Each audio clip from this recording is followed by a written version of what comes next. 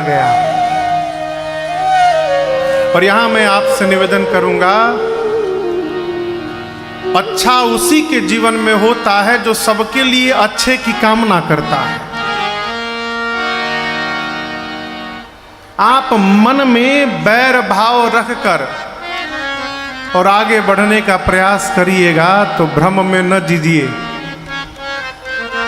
ये जब तक निर्मल नहीं होगा तब तक अच्छा कुछ होने वाला नहीं है। चेहरा तो लोग इतना चमका चमका के बैठे हैं, अपने घर में नहीं चमक पा रहा है तो पार्लर में जा जाके चमका रहे हैं।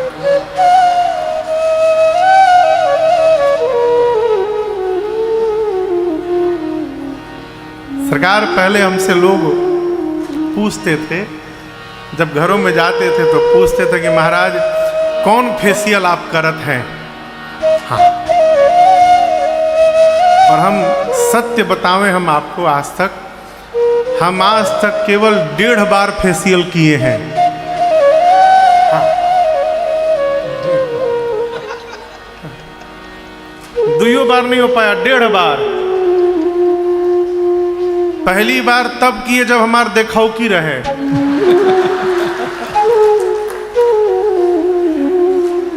तो उस समय हम फैक्ट्री देखते थे अपनी, तो दिन भर फैक्ट्री में रहने के कारण, फर्नेस के पास, आग के पास रहने के कारण जहाँ रहते थे वहाँ टेम्परेचर सरकार 1300 डिग्री सेंटीग्रेड होता था। लोहा पिघल के पानी की तरह बाल्टी में गिरता था, वहाँ में खड़ा रहता था। तो थोड़ा चेहरा काला हो गया था, ऐसा बहनों गोर और है नहीं। हाँ, लेकिन पहले से थोड़े साफ हो गए हैं अभी। हाँ, अब सोचिए उस समय कितना करिया होंगे हम।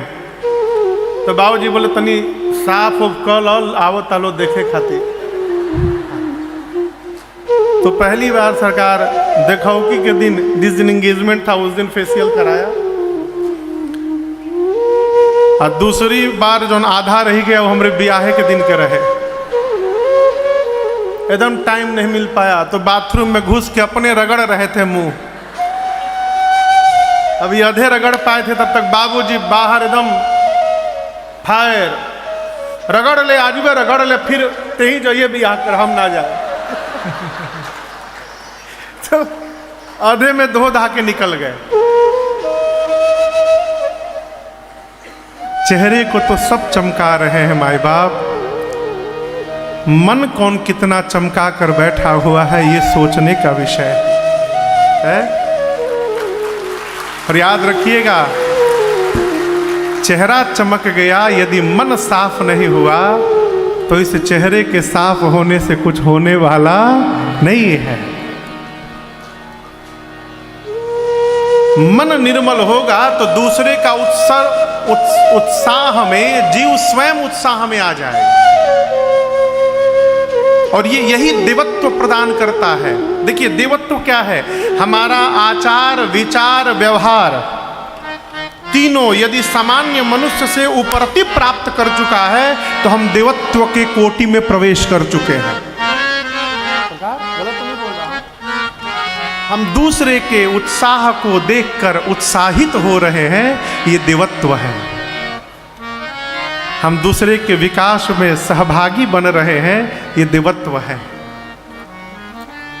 जितने देव भाव से परिपूर्ण आत्माएं थीं, अथवा कहे तो आकाश से देवता भगवान और मैया के ऊपर पुष्प की वर्षा करते हैं, और जितने मन में कलुषित जीव हैं वो सब इस दृश्य को देखकर कुम्हिला गए, चेहरे उतर गए। हमारे पूज्य महाराज श्री कहते हैं मन को निर्मल करिए। आपको सहज बात बताता हूं, यदि आप में से किसी को मैं कह दूं कि कथा के बाद हम 8 बजे आपके घरे आएंगे, आदमी कथवा छोड़ के भाग जाएगा घरे। हाँ, बिछौना साफ करो, द्वारा साफ करो, झाड़ू लगावा, पोछा, डस्टबिन खाली करो, करते हैं ना। एक सामान्य जीव के आने पर आप इतनी सफाई कर रहे हैं, भगवान को बुलाना चाहते हैं, क्या कभी इसकी सफाई किए हैं यहाँ की और यहाँ की? घर साफ करिएगा तो जीव घर में आएगा, मन और हृदय साफ कर लीजिएगा तो जगदीश आपके जीवन में आ जाएंगे, फिर ढूंढना नहीं पड़ेगा। हमारे पूज्य महाराज श्री कहते हैं, हमने मन साफ करिए। अब तो भगवान के धाम चले गए भारत के अद्भुत संत पूज्य स्वामी श्री राजेश्वरानंद सरस्वती जी महाराज, अद्भुत महापुरुष, मानस के अद्भुत गायक। कहते थे, उनकी रचना है कि तन को जल से धुलाना सरल है मगर मन को निर्मल बनाना बड़ी बात है। तन को जल से धुलाना सरल है मगर मन को निर्मल बनाना बड़ी बात है। सरकार आगे कहते हैं कि बन के विद्वान विद्या के अभिमान में अपना मत तो चलाना असंभव नहीं। विद्वान हो गए, आपन परंपरा खोल दी, ये कोई बहुत बड़ी बात नहीं है, परंतु बड़ी बात क्या है?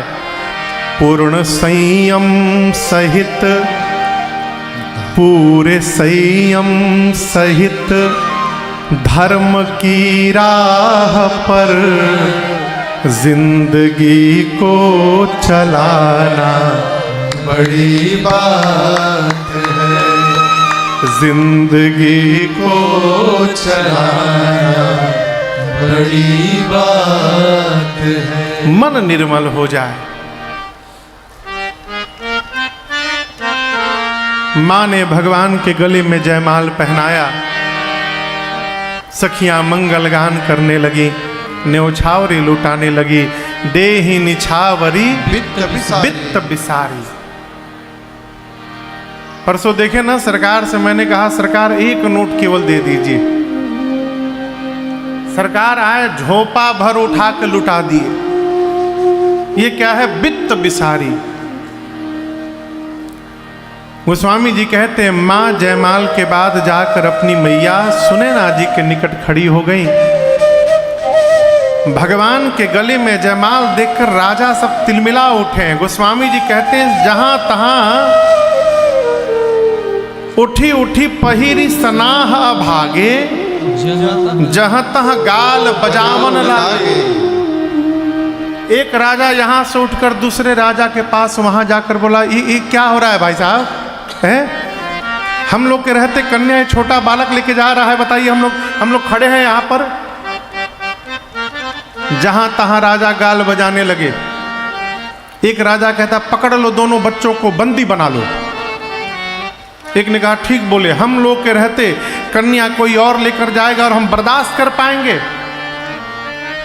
एक राजा कहता है, यदि जनक जी सहायता कर दे हमारी तो हम अभी बंदी बना लेंगे। सब गाल बजाने लगे। लक्ष्मण भैया के कान में आवाज पड़ी। लक्ष्मण भैया ने राम जी से कहा, भैया ये राजा जी लोग हमसे मिलने के लिए बड़े बेचैन हो रहे हैं, कहिए तो थोड़ा इन लोगों से भेंट मुलाकात करके चला आऊं। राम जी बोले, शांत रहो, इन राजाओं को शांत करने के लिए बाबा जी आ रहे हैं अभी। हाँ, थोड़ी देर में उनका प्रवेश एंट्री होने वाला है। राजा सब तिलमिला रहे हैं, बोल रहे हैं, और गोस्वामी जी कहते हैं, उसी समय तेहि अवसर सोनी शिव धनु भंग। भारतवर्ष के उड़ीसा प्रांत में एक पर्वतमाला है जिसका नाम है महेंद्र पर्वतमाला। क्या नाम है? महेंद्र। उसी महेंद्र पर्वत पर परशुराम जी तपस्या में बैठे थे और जब धनुष का भंजन भगवान ने किया तो धनुष टूटने की टंकार 3 लोक गई थी। केवल जनकपुर में सुनाई नहीं पड़ा था। भरे भुवन घोर कठोर रव रवि चिक्कर दिग्गज डोल मही अहि कोल कुरुम कलमले सुर असुर मुनि कर कान दीने सकल विकल विचार उदंड खंडो राम तुलसी जयति वचन उचार। भरे भुवन घोर, पूरा ब्रह्मांड उस घोर ध्वनि से कांप उठा। देवलोक में सूर्य नारायण के घोड़े फटक कर भागने लगे।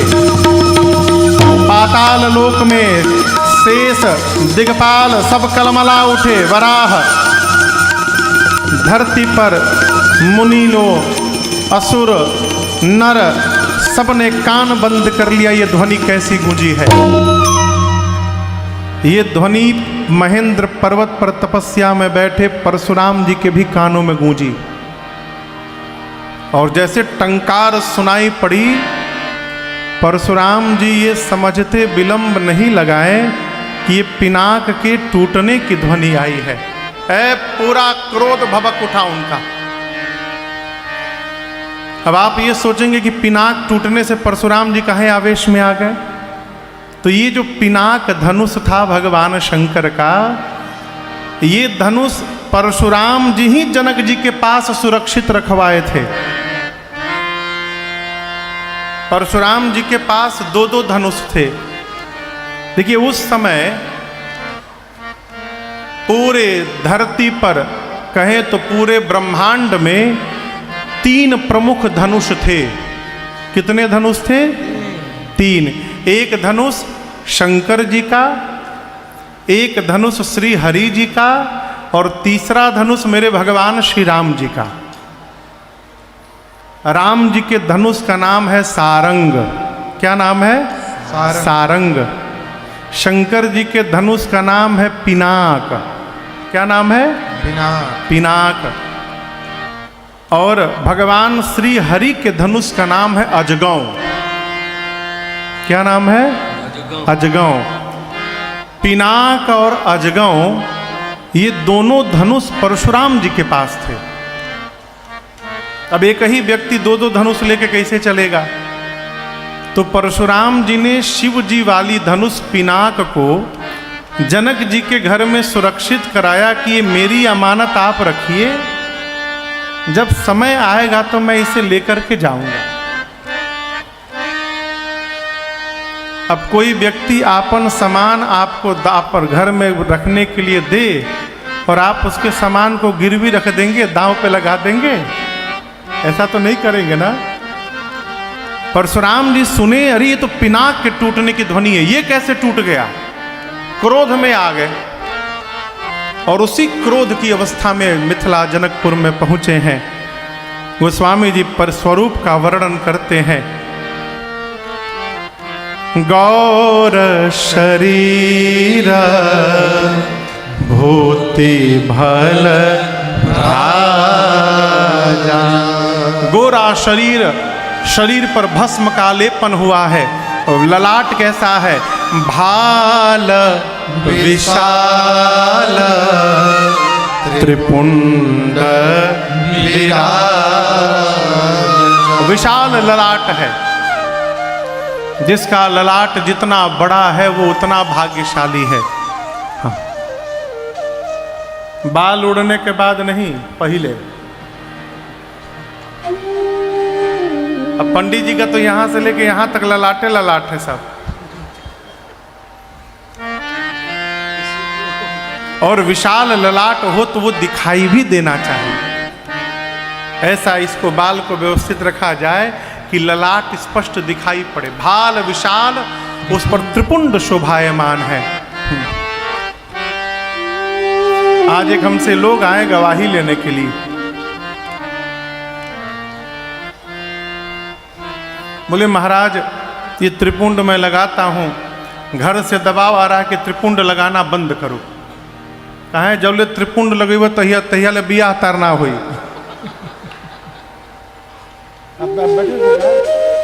कहा सरकार हम क्या करें, लगाना बंद करें कि लगाते रहें? घर वाले बहुत दबाव दे रहे हैं, बंद कर दो ना तो लड़की कोनो नाम मिली तारा के देख के। अब हम बोले हम आप क्या चाहते, हम प्रमाण पत्र दे दे आपको कि बंद कर दीजिए? हम तो बोल नहीं सकते।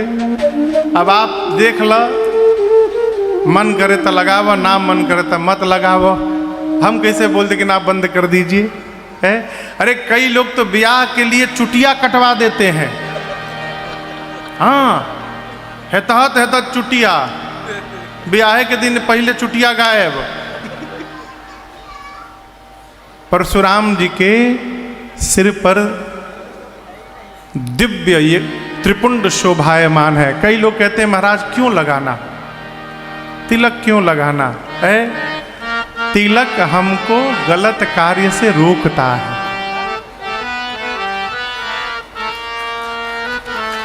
जैसे मान लिए तिलक लगाए हैं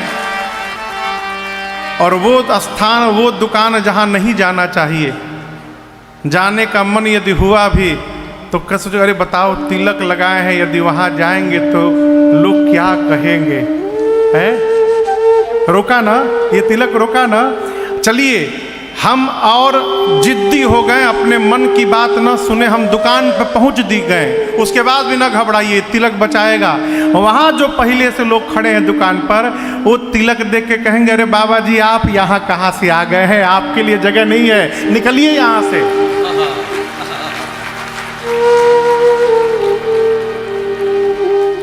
जिस भगवान के आप उपासक हैं, उस भगवान की प्रियता प्राप्त करने के लिए तिलक लगाइए। वैष्णव हैं ऊर्ध्व पुंड लगाइए, शैव हैं त्रिपुंड लगाइए, शाक्य हैं गोल्ड टीका लगाइए, लेकिन इसको डेकोरेशन ना बनाइए।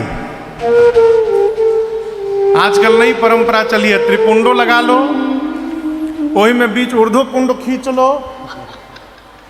गलत बोल रहा हूं?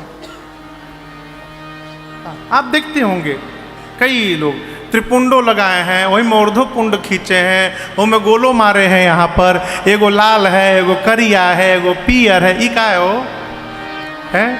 ये पेंटिंग का सामान थोड़ी है जगह। ही तिलक बताता है कि हमारा इष्ट कौन है। वैष्णव है ऊर्ध्व पुंड लगाइए। ऊर्ध्व जो तिलक ऊपर की ओर उठे, ये ऊर्ध्व पुंड है। ये श्री हैं, जो लाल देख रहे हैं ये श्री हैं, सीता जी हैं। ये जो पीला देख रहे हैं ये इनका आसन है, जहाँ पर सीता मैया हमारी खड़ी हैं हैं। और नीचे एक बिंदी दिखाई दे रहा होगा, ये बिंदी सीता जी की सखी है, जो उनके पाँव में सेवा करने के लिए बैठी है। ये इस तिलक का अर्थ है। शैव हैं तो त्रिपुंड लगाइए, बाबा प्रसन्न। आपका तिलक देखकर आपका स्वामी आप पर कृपा की वर्षा करेगा, प्रसन्न हो जाएगा। एक भाव। दूसरा भाव, यहां जितना कार्यकर्ता लोग हैं बिल्ला लगा के घूम रहे हैं। यहां आगे बैठने के लिए कोई पास वास नहीं है ना? पास नहीं है ना? पहले आइए, पहले बैठ जाइए। हाँ। कितने बजे आ गए थे आप लोग? 12 बजे। वो 10 बजे से आके बैठे हैं। हे भगवान, 10 बजे लोग आ जाते हैं पंडाल में। 10-11 बजे कितने लोग आ गए थे? करीब